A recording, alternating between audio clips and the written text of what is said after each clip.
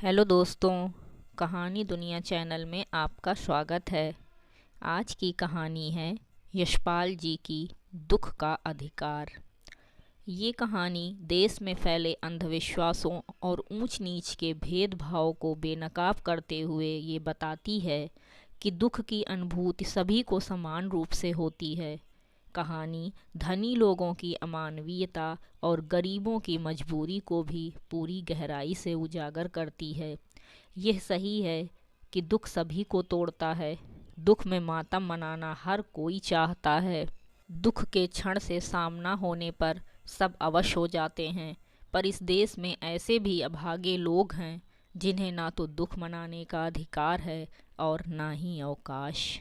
मनुष्यों की पोशाकें उन्हें विभिन्न श्रेणियों में बांट देती हैं। प्रायः पोशाकें ही समाज में मनुष्य का अधिकार और उसका दर्जा निश्चित करती हैं।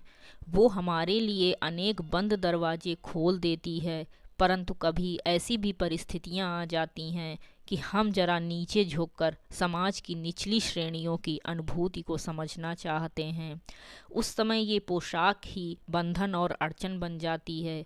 जैसे वायु की लहरें कटी हुई पतंग को सहसा भूमि पर नहीं गिर जाने देती, उसी तरह खास परिस्थितियों में हमारी पोशाक हमें झुक सकने से रोके रहती है। बाजार में फुटपाथ पर कुछ खरबूजे डलिया में और कुछ जमीन पर बिक्री के लिए रखे जान पड़ते थे। खरबूजों के समीप एक अधेड़ उम्र की औरत बैठी रो रही थी। खरबूजे बिक्री के लिए थे, परंतु उन्हें खरीदने के लिए कोई कैसे आगे बढ़ता। खरबूजों को बेचने वाली तो कपड़े से मुंह छिपाए सिर को घुटनों पर रखे फफक कर रो रही थी। पड़ोस की दुकानों के तख्तों पर बैठे या बाजार में खड़े लोग घृणा से उस स्त्री के संबंध में बात कर रहे थे। उस स्त्री का रोना देखकर मन में एक व्यथा सी उठी, पर उसके रोने का कारण जानने का उपाय क्या था। फुटपाथ पर उसके समीप बैठ सकने में मेरी पोशाक ही व्यवधान बन खड़ी हो गई। एक आदमी ने घृणा से एक तरफ थूकते हुए कहा, क्या जमाना है, जवान लड़के को मरे पूरा दिन नहीं बीता और ये बेहया दुकान लगा के बैठी है। दूसरे साहब अपनी दाढ़ी खुजाते हुए कह रहे थे, अरे जैसी नीयत होती है अल्लाह भी वैसी ही बरकत देता है। सामने के फुटपाथ पर खड़े एक आदमी ने दियसलाई की तीली से कान खुजाते हुए कहा, अरे इन लोगों का क्या है, ये कमीने लोग रोटी के टुकड़ों पर जान देते हैं। इनके लिए बेटा बेटी खसम लुगाई धर्म ईमान सब रोटी का टुकड़ा है। परचून की दुकान पर बैठे लाला जी ने कहा, अरे भाई, उनके लिए मरे जिए का कोई मतलब ना हो, पर दूसरे के धर्म ईमान का तो ख्याल करना चाहिए।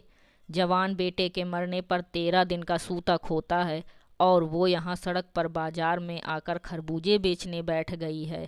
1000 आदमी आते जाते हैं, कोई क्या जानता है कि इसके घर में सूतक है। कोई इसके खरबूजे खा ले तो उसका ईमान धर्म कैसे रहेगा। क्या अंधेर है। पास पड़ोस की दुकानों से पूछने पर पता लगा उसका 23 बरस का जवान लड़का था। घर में उसकी बहू और पोता पोती हैं। लड़का शहर के पास 1.5 बीघा भर जमीन में कछियारी करके परिवार का निर्वाह करता था। खरबूजों की डलिया बाजार में पहुंचाकर कभी लड़का स्वयं सौदे के पास बैठ जाता, कभी माँ बैठ जाती। लड़का परसों सुबह मुंह अंधेरे बेला में से पके खरबूजे चुन रहा था। गीली मेड़ की तरावट में विश्राम करते हुए एक सांप पर लड़के का पैर पड़ गया। सांप ने लड़के को डस लिया। लड़के की बुढ़िया माँ बावली होकर ओझा को बुला लाई। झाड़ना फूकना हुआ, नागदेव की पूजा हुई। पूजा के लिए दान दक्षिणा चाहिए। घर में जो कुछ आटा और अनाज था दान दक्षिणा में उठ गया। माँ बहू और बच्चे भगवाना से लिपट लिपट कर रोए, पर भगवाना जो एक दफ़े चुप हुआ तो फिर न बोला। सर्प के विष से उसका सब बदन काला पड़ गया था। जिंदा आदमी नंगा भी रह सकता है, परंतु मुर्दे को नंगा कैसे विदा किया जाए। उसके लिए तो बजाज की दुकान से नया कपड़ा लाना ही होगा, चाहे उसके लिए माँ के हाथों के छन्नी ककना ही क्यों न बिक जाए। भगवाना पर लोक चला गया। घर में जो कुछ चूनी भूसी थी सो उसे विदा करने में चली गई। बाप नहीं रहा तो क्या, लड़के सुबह उठते ही भूख से बिलबिलाने लगे।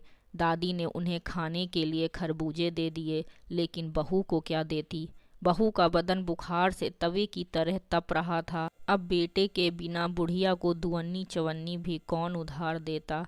बुढ़िया रोते रोते और आंखें पोंछते पोंछते भगवाना के बटोरे हुए खरबूजे डलिया में समेटकर बाजार की ओर चली।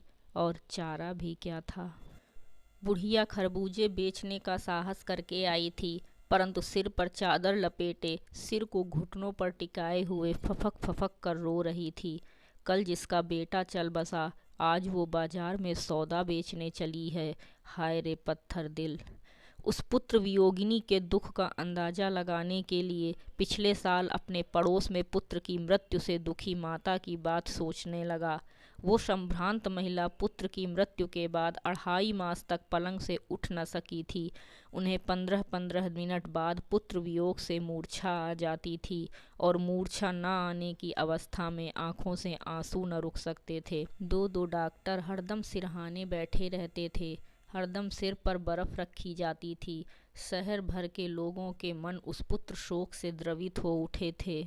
जब मन को सूझ का रास्ता नहीं मिलता तो बेचैनी से कदम तेज हो जाते हैं। उसी हालत में नाक ऊपर उठाए राह चलतों से ठोकरे खाता मैं चला जा रहा था। सोच रहा था, शोक करने गम मनाने के लिए भी सहूलियत चाहिए, और दुखी होने का भी एक अधिकार होता है। दोस्तों, अगर आपको हमारी कहानी अच्छी लगी हो तो please like, share and subscribe to my channel. Thanks for watching.